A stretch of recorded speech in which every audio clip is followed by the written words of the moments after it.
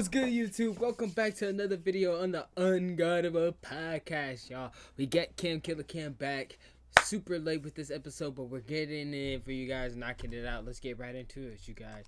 So this week for you guys, we're about to lock in and get it in with this NBA Week 8 recap. Now we have some good and bad news because we are Warriors fans, so we did get a few dubs, but we did take a few L's this past week in the NBA, and it is what it is. But we made some moves that we're gonna talk about, so we'll see what Killer Cam thinks about that. But starting at the top left hand corner, the New York Knicks was able to pull out the W over the Toronto Raptors this past week, with Karl Anthony Towns going crazy, eating it up out there, going crazy. Big cat. We got SGA pulling it out over the Dallas Mavericks to advance to the NBA Cup Finals. As y'all know, they ended up playing the finals just this past week against the Milwaukee Bucks. Because you guys see on the right-hand side, the Milwaukee Bucks ended up beating them against the Atlanta Hawks, and as well as OKC beat the Rockets as well in the NBA Cup quarterfinals, I believe it was. Dallas was quarterfinals. Houston was the semifinals, so right before the championship game. So OKC was getting buckets, and they did their thing, man. Unfortunately, the Houston Rockets beat us in the quarterfinal rounds, and it eliminated us from NBA Cup contention. That was the first time that the Houston Rockets have beat the Golden State Warriors in over 20 years. So that was a rough one. 20 years in 20 games that we've played straight. It's been since they've beat us. So it's been a long time. It's been a long fucking time.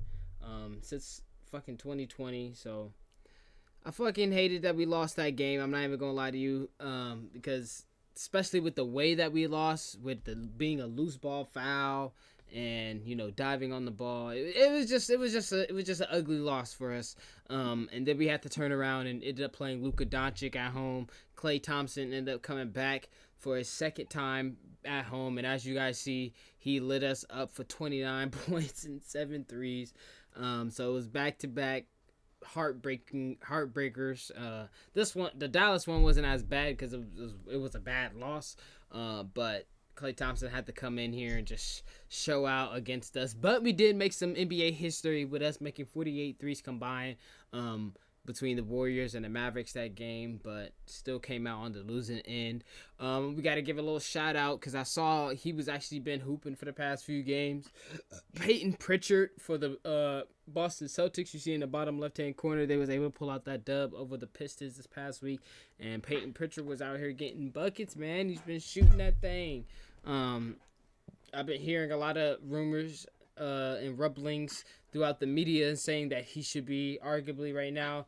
I think he's six-man Cam. I believe he's like the first person off the bench for the Celtics. So I think a lot of people have been saying that he's in an argument for six-man of the year. So we'll see, man. I know he's been getting buckets over there. I haven't been watching a lot of Boston Celtics games, but I do recognize when somebody's getting some buckets.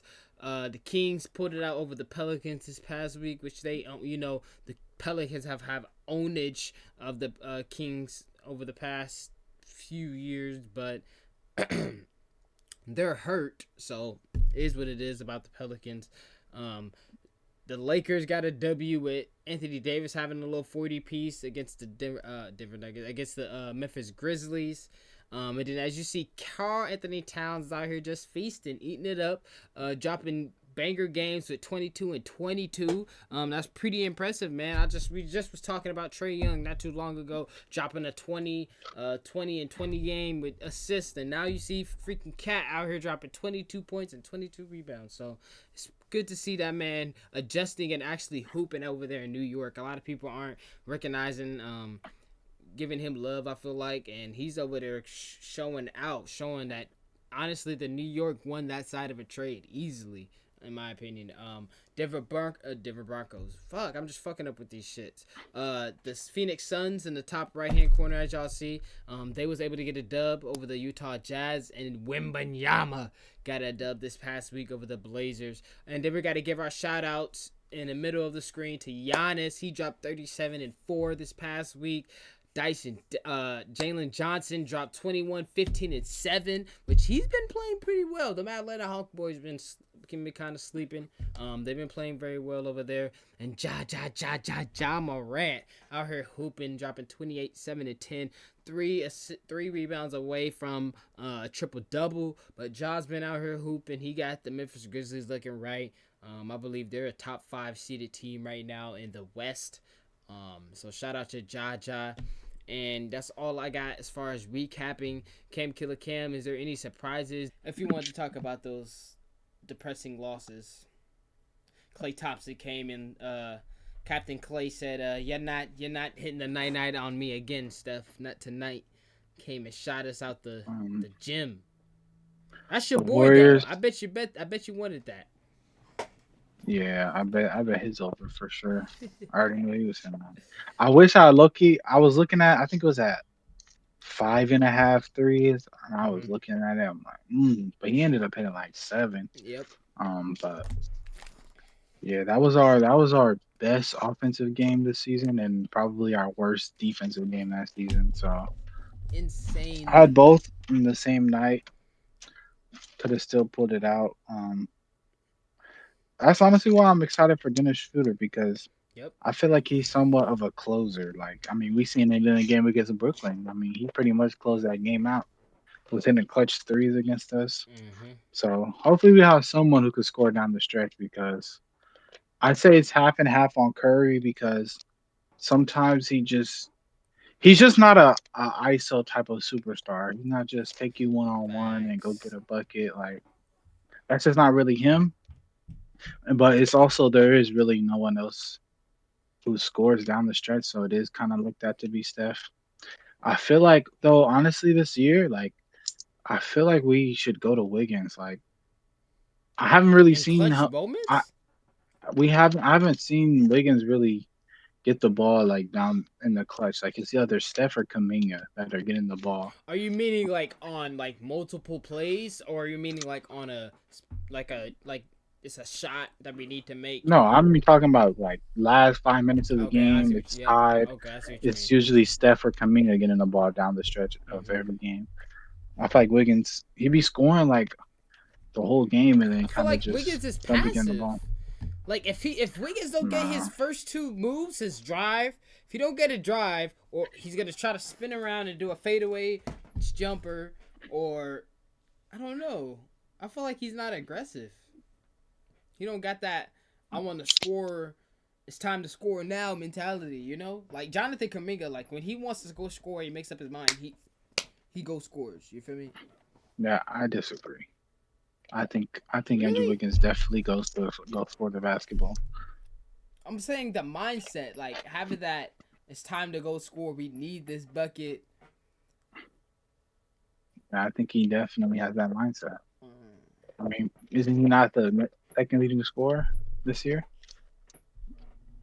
But that doesn't mean he's the person, the go-to player to go to in the clutch moment, or when we need Um, bucket down the consecutive stretch, I consecutive think buckets. Let me say that.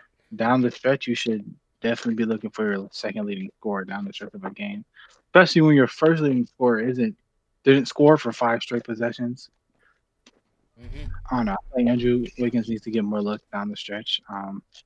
But Dennis Schroeder is going to kind of be like with Chris Paul. Chris Paul was closing out games, making the right plays, um, hitting shots. So I think Dennis Schroeder could come and do that same thing. Um, the Kings have not looked the way we thought. Or I don't want to say we because I didn't think the Kings were Yeah, really. yeah, don't, yeah. Cause you know I me, man. I but said the the Kings way is gonna be people ass from the jump, chat. I kept it trail. the way people think they would have that game that they went on I think the Mavericks went on like a 21-9 run or it was something You talking crazy like about that the to end the past game. game Yeah, the against the Nuggets Nuggets? Kings. Yeah. Um, I don't know. I don't know what they got going on. They just need to let Mike Brown come back to the Warriors, man. Man, Trade trade a bonus, we man. do miss Mike Brown, bro. I don't know what they got going on, man. They need to fix that, or don't, because that's someone competing for potentially a playoff spot, playing spot with Facts. us. So Kings, please stop. Please continue to be cheeks. I don't need these yeah, Kings fans getting in my boasting in my head right now, bro. Like getting, bro. Please, and please. I need the Nuggets to continue to lose because, bro, if Jokic wins 4 MVPs in like 5 years or whatever, bro, like that's crazy, bro. Jokic should not have the same amount of MVPs as LeBron James, bro. Like that is Did he? insane. He did. Did he win last year? He won. I think Joel Embiid was 2023. Oh, okay. 2024, I think was it might have been Jokic. I think Jokic won. Giannis, I believe, was back to back. What 1920, or maybe it was Jokic. I don't remember. I know Jokic has three. He has three already. Yeah, and A I lot of mean, I people. think Giannis is the MVP this year, though. I don't think it is Jokic. Hey, I saw a stat that Giannis is shooting over 60% on the field. He's hasn't missed that many twos at all. Like Yeah, he's been playing at it's the MVP ridiculous. level. But He's also, definitely MVP I've been for me. seeing a lot of people been saying that uh, even though if Jokic does win it, but it's crazy that he's about to get all those MVPs because LeBron, in my opinion, should have more MVPs. Kobe Bryant should have more MVPs, but that's another discussion. But I saw that people are saying that the NBA is trying to protect Larry Bird's legacy with the three-peat. Do you think that you think that they might be trying to protect Larry Bird's legacy with that? Because he's the only person ever to have three MVPs in a row. We know damn well, Cam, Um, there's been better NBA players, respect to Larry Bird, but there's been better NBA players after Larry Bird that could have won three MVPs in a row. Let's be real. Now, do you think they would let mm, Nikola Jokic be that first person? I have no idea.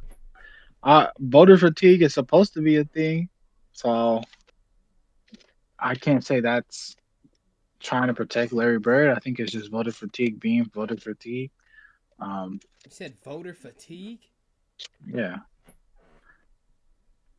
Have you never heard that term before? What do you mean, voter fatigue? You never heard of the term voters fatigue? Like they stop. That's why certain people don't have as many awards because like they don't want to keep voting the same person year in year out. So my question is, did that not exist with him? With who? Jokic Larry Bird, or Larry Bird? the person that got it, Um, that won the award. I guess not. Oh, okay. I Because mean, yeah, voters. we weren't both alive during that time, so obviously, we couldn't. Obviously, you know, it was just interesting to me. I mean, that's all. I mean, I get it. You don't want to vote for the same person over and over again, but is the person that did break that that does hold that record? You're telling me that there hasn't been anybody after that should have been that shouldn't have I won mean, three MVPs, bro? Like MJ, Kobe, LeBron, Shaq, I fucking mean, Kareem. None of these. There's like, there's think about it, always the y'all. league has gotten better There's since so the many '80s, players. so LeBron could there have has been easily more won it. deserving MVP. LeBron could have easily won MVP almost every year of his career. Chat. I Yeah, don't even like LeBron like that, but that give man's give those insane. Steph Curry MVPs to LeBron, man. Get that James Harden 2018 Nah, MVP to Steph's LeBron MVP is too, man. untouchable, bro. So you can't touch Oh, Steph's oh, MVP. okay. Steph's MVP is untouchable, bro. He's wiped clean. But what Steph happened to actually every should year of have his three career? MVPs. You know what? We should talk about that. Steph should have three MVPs. 2021, we should make a case for Steph having an MVP. I don't give a fuck if we miss the playoffs. 2021, Steph Curry was literally one of the greatest basketball players to walk this earth. But people don't want to talk about that because we missed the playoffs. That man averaged 40 points a whole month. All right. Jokic, man. So moving on to fantasy. On this past week, on the left hand side, as y'all see, the only thing I got up here is me playing Breon this week in fantasy. This man does not play fantasy basketball or football. He just likes to hop in our leagues and entertain the leagues and don't do shit. But hey, it is what it is. The funniest thing about this score and this fantasy screenshot, the only reason I'm even bringing it up, is because my girlfriend, right, y'all, this past week with basketball, it was a weird week of basketball. It really wasn't that many games until towards the end of the week. It was only because it was the cup games. They only had a few games on throughout the week, and so by the end of the week on Friday, you guys, I literally had a total score of 98. I didn't even have 100 points by Friday because I didn't have that many players that were playing during the cup time that played on those teams. So I missed out on some of those players, but Breon had some players. He had like 130, 140 points around there by Friday, and I only had 98, you guys. By the time Sunday came around, as y'all see, I finished with a final score of 715. So in the total of 3 days of basketball, my fantasy players built up a total score of 715, which is insane. Shout out to Victor Wembanyama. Shout out to Devin Booker and Siakam and the rest of them boys because, bro, it was insane. My girlfriend was like, "How do you not even have 100 points in this literally Friday?" I said, half my team hasn't even played. And I said, the players that did play during the week that I do have playing, they're injured, so they didn't play. You feel me, y'all? So I didn't have any points. And then as soon as all my players played on Friday, Saturday, Sunday, as y'all see, put that belt to ass. All right, last but not least, before we get out of here with Cam Killer Cam, we'll talk about some of these stats that y'all see on the screen right here, starting with the top of the corner with Cam Killer Cam and his bets. Cam, did you cash out on these? You cashed out on both of these, right? Well, the Jokic one doesn't start until Christmas, but the other one, yeah, I got my money. Okay. Just made a new build with it. Nice. So Cam cashed out on one of the bets that you guys see on the screen. And so yeah, man, Cam's been putting in some money. I gotta put in some more money bets for you guys, so you guys can start seeing some stuff from me. But I haven't been doing much recently, but I will be getting back to it soon. And then as you see, the Bucks did win the this screenshots were from prior to them winning, but the Bucks did end up winning the NBA Cup championship, and so this record still holds true with Darvin Ham still being undefeated in the NBA Cup, which is actually insane to me that man was 7-0 with the Lakers, and now he is Torian Prince is the 7-0. method. Dorian Prince, the method is insane, bro. That man, I mean, is he a good coach or what, Cam? He's undefeated in the NBA Cup. Like, you can't beat the man. And then I also saw like a crazy stat that was people just be doing weird. Hold up. People just be having weird stats. Since when have we credited assistant coaches for winning, bro? I mean, he played a part in it. He's an I've never seen I've never seen an assistant coach get this much credit in my life. Don't be hating. They talking about Darvin Ham Ham is winning like no Doc Rivers. Doc Rivers. Come on, baby.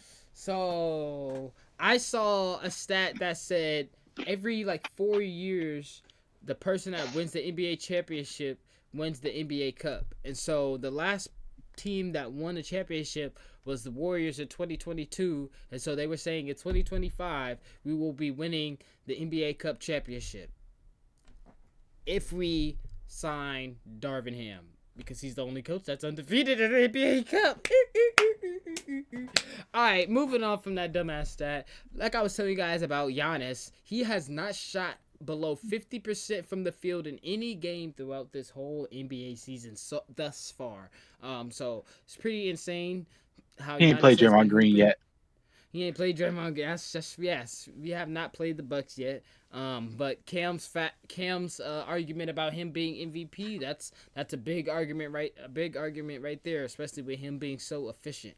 And then somebody else that could be arguably for MVP, or that's just plain old getting buckets, is Luka Doncic. That man has 48, 30 triple doubles of all time. And then Oscar Robertson with 106 is just fucking ridiculous. I don't know what the hell Oscar Robertson was on, But yeah, Luka Doncic is now tied with Russell Westbrook with 48. That was when he played the Golden State Warriors the other night. So we'll see if Luka keeps and continues climbing, which I'm pretty sure he will. And Luka's only like 25, I believe. So we'll see what's up with that. Like I mentioned about the fucking Houston Rockets, they did beat the Golden State Warriors in the NBA Cup.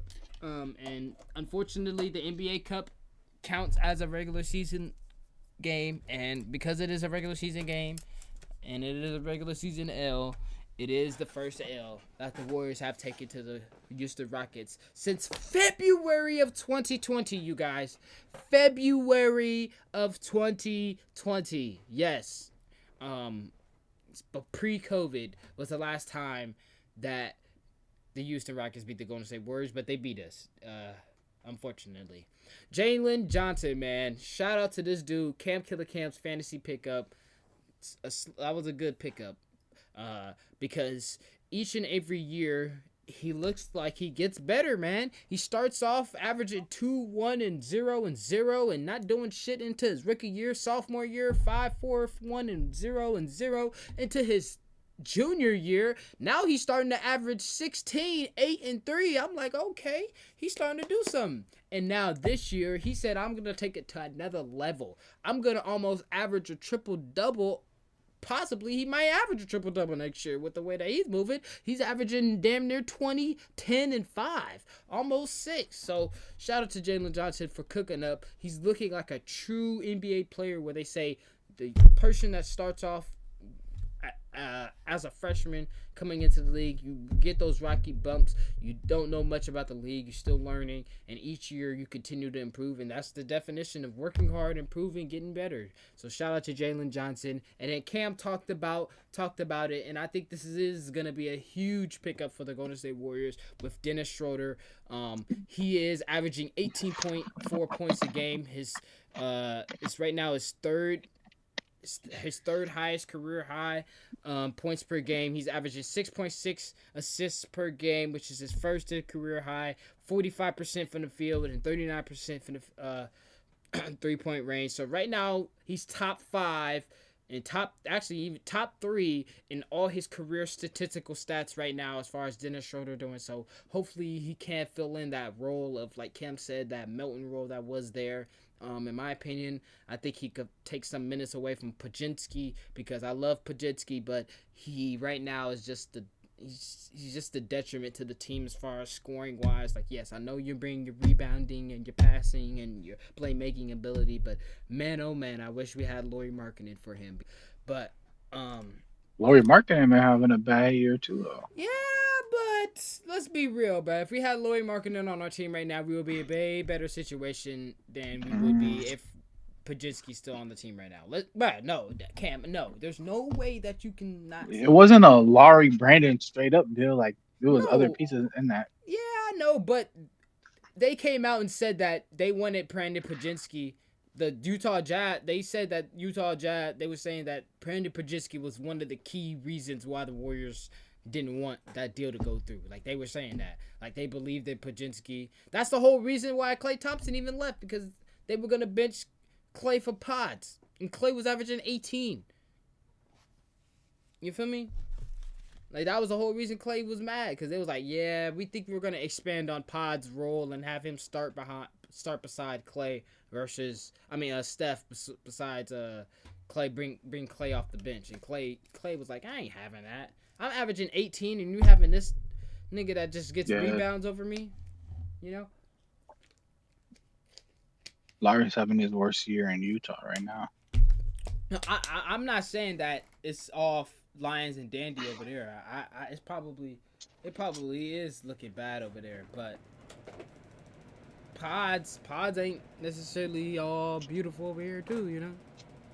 We'll see how this debut of Dennis Schroeder goes. Today is Wednesday as we're recording this. Tomorrow the Warriors will play. So we'll see how this Schroeder debut happens to go. We will have this NFL podcast out for you guys as well soon. So stay tuned.